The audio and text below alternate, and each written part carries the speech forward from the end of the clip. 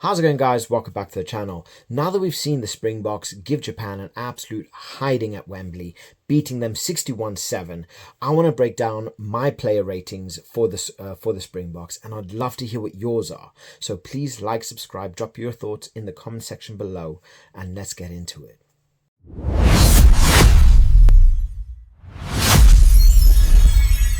So what I want to do, I'm going to start off with the pack first, work my way back up to the 15s, and then give a little bit of an explanation on the bomb squad that ended up coming on, and see what your thoughts are and how they line up with my player ratings. So drop your player ratings in the comment section below, and let's get into it. So first of all, my pack. We did have Oxenchae, Malcolm Marx, and then Zachary Porten. Honestly, we had a very, very strong pack. In terms of Oxenchae, I'm going to be giving him... I was debating on a 5 or a 6. I think I'm going to stick with the 6. He only played 18 minutes of the game before he ended up getting replaced by Steenkamp.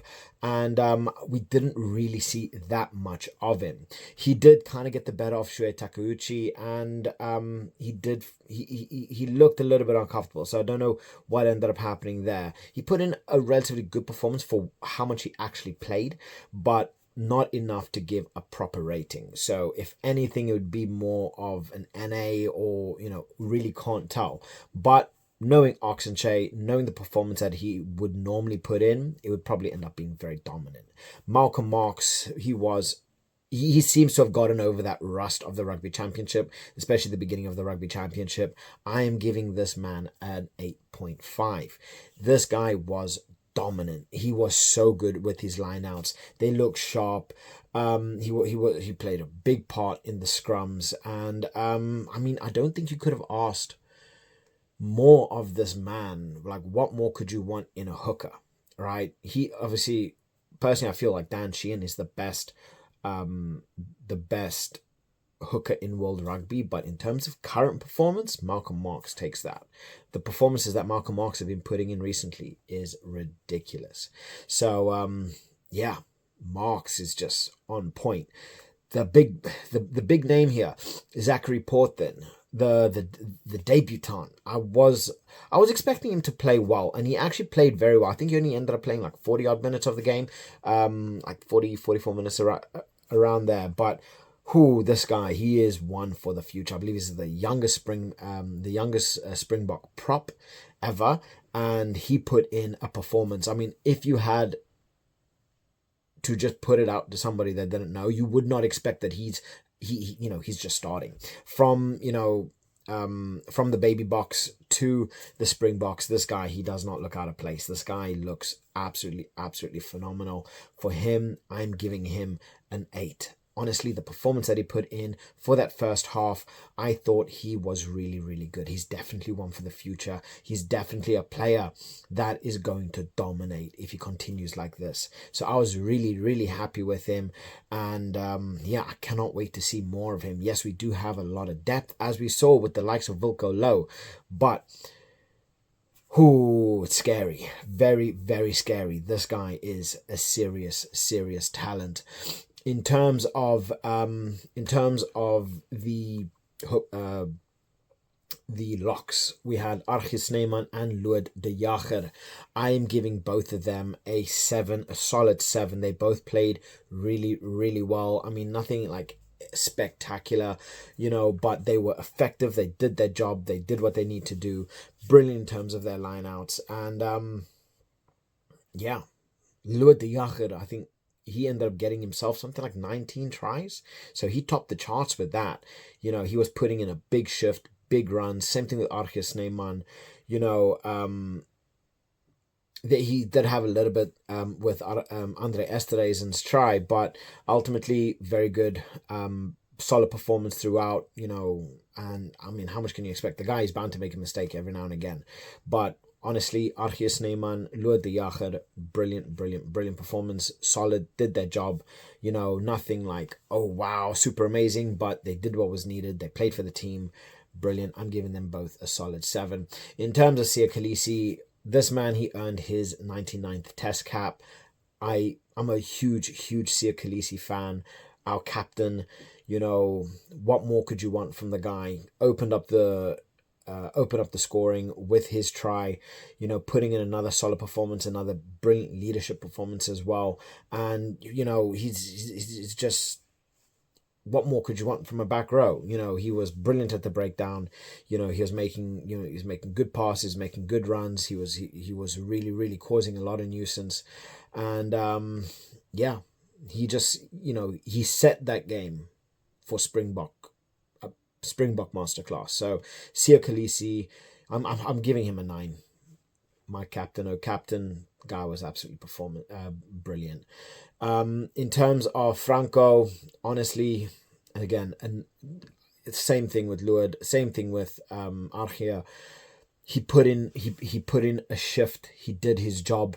He did exactly what was needed. He very, very rarely put a foot out of line.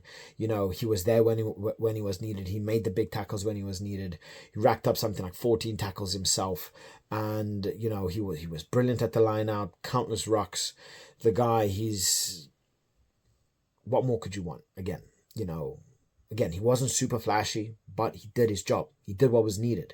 You work for the team. You don't always need to stand out. You don't always need to be that player that makes the headlines. That is not Franco. Franco showed why he is who he is, and he just put in that solid performance. So yeah, the guy was an absolute monster. We do have to take it with a pinch of salt. It was up against Japan, but nonetheless, solid performance. Jasper Wiese, this guy, Jasper Wiese. We are not the same team without Jasper Wiese. Jasper Wiese, it's scary, and he made havoc when it came down to the Japanese defense. They didn't know how to deal with him. He's so strong. He's so good with his ball carrying. He is so dominant, and the South African back row was just dominant throughout, from the rucks, from the ball carrying, from the set pieces. We were just like, what more could you want? Like, seriously. Defensively brilliant, offensively brilliant. Jasper Wiese, this guy, he's crazy. He is really, really crazy. I don't think there is another 8 for South Africa that can honestly just fill in the way Jasper Wiese does. Like I say, when Wiese is not in the squad, we are weakened. We really, really are weakened. In terms of the halfback pairing, Kobus, obviously linked up very well when it came down to Sacha. We're going to get on to Sacha in a minute. But Kobus Reinach, his ball carrying ability, the guy, he did his job. He did everything as he was needed, as was expected, and that is what a good 9 does. He kept the ball flowing, ran up those passes, made the ball quick, brilliant service. Japan just couldn't deal with that, with his kicking. Those bombs that he was hitting was just absolutely ridiculous. And again, another brilliant performance, another brilliant 9. The guy, he's right now our best 9 outright. Yes, he is getting on with his years. I think he's like 35 years old. But, I mean, how can you knock this man when he's playing like this? You can't. I don't care what age you are. If you are able to play at this level and play well, you deserve to be there. You deserve to be there. And right now, Kobus deserves to be there.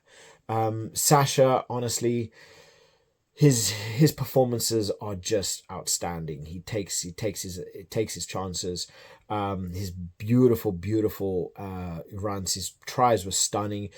Got the job done himself as well with his he created his own try, and 3 conversions. I mean, the guy just put in a ridiculous performance. From his kicking to his passing to his running. The guy really couldn't set a foot wrong. So for me, he's getting a 9. Sacha Feinberg was just... Recently, he's just been on another planet.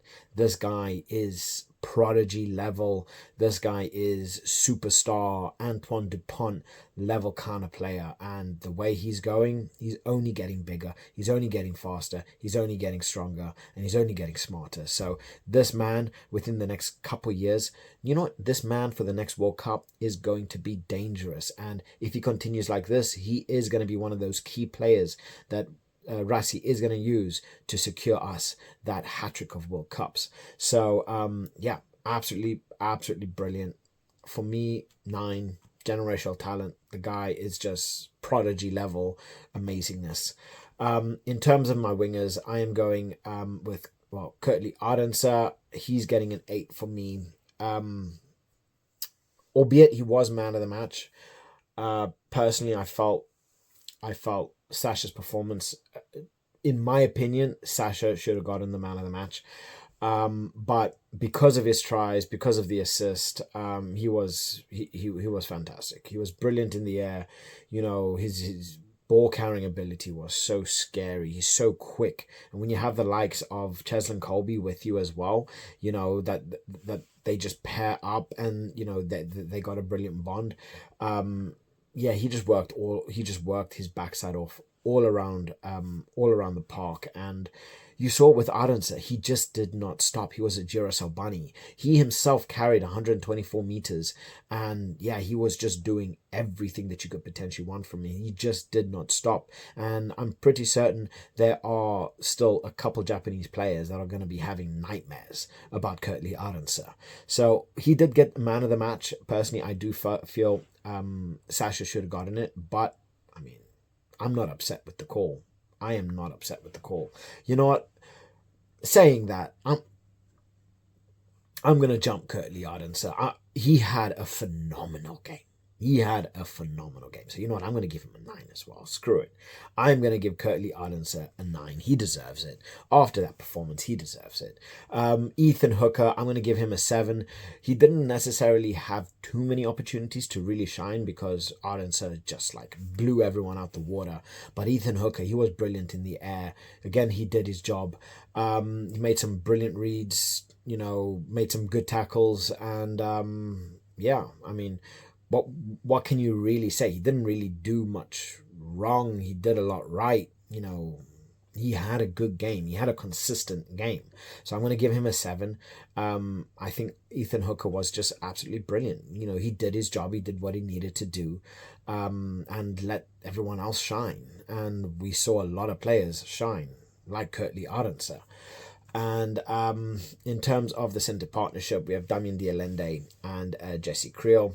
Both of them worked their socks off. I'm giving both of them a 7.5 for this. You know, de Allende he's just a monster. He's just this phenom. He's the day that this guy retires is truly going to be a sad day for Springbok history.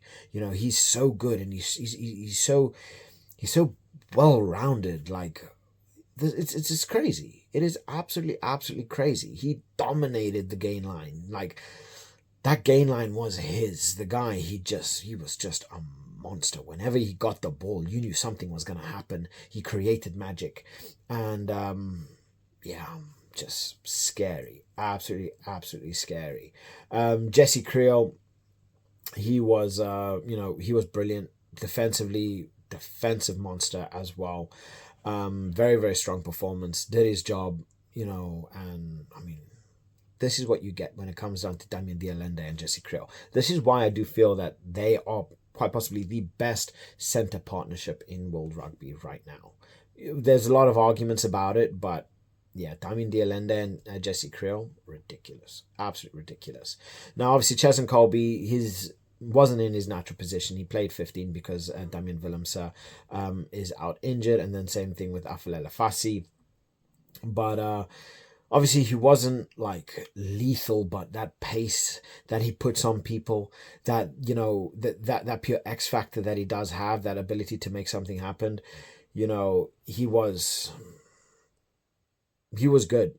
Again, I wouldn't say he necessarily done anything wrong.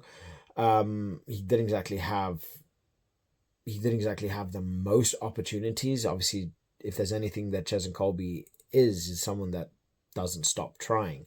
So, he just constantly kept the pressure. He kept trying to make something happen. Yes, it was a little bit unfortunate for him, but, he put in a solid performance. I'm giving him a 7 as well. Cheslin Kolbe, I love Cheslin Kolbe.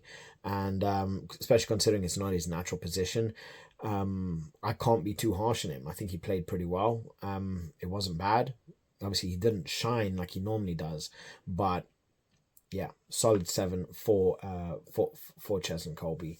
And then in terms of the replacements, I mean, wow, the replacements were just the bomb squad. They were just wow.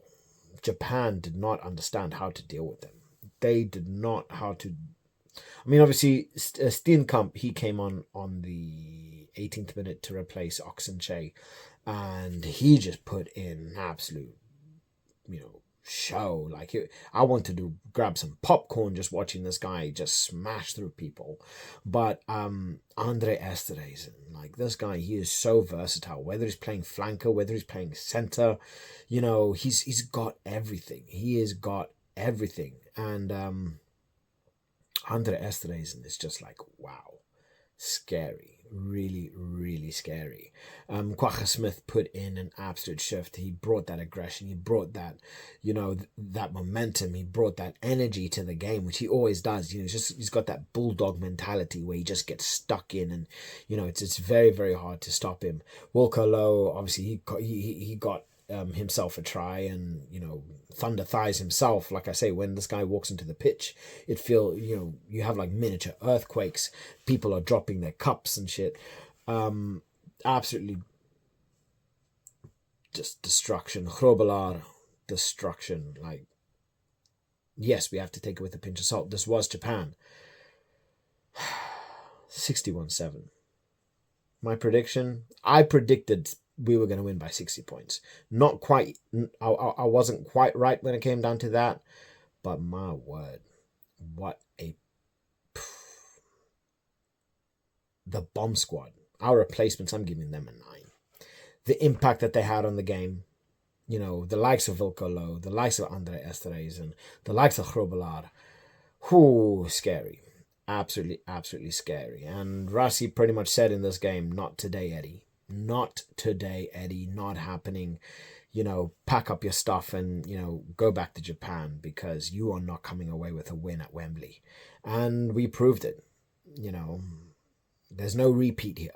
No repeat.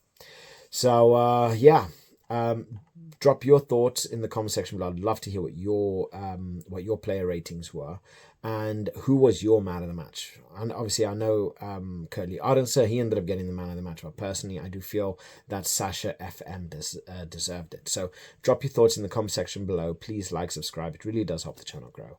And I'll catch you guys later. Bye.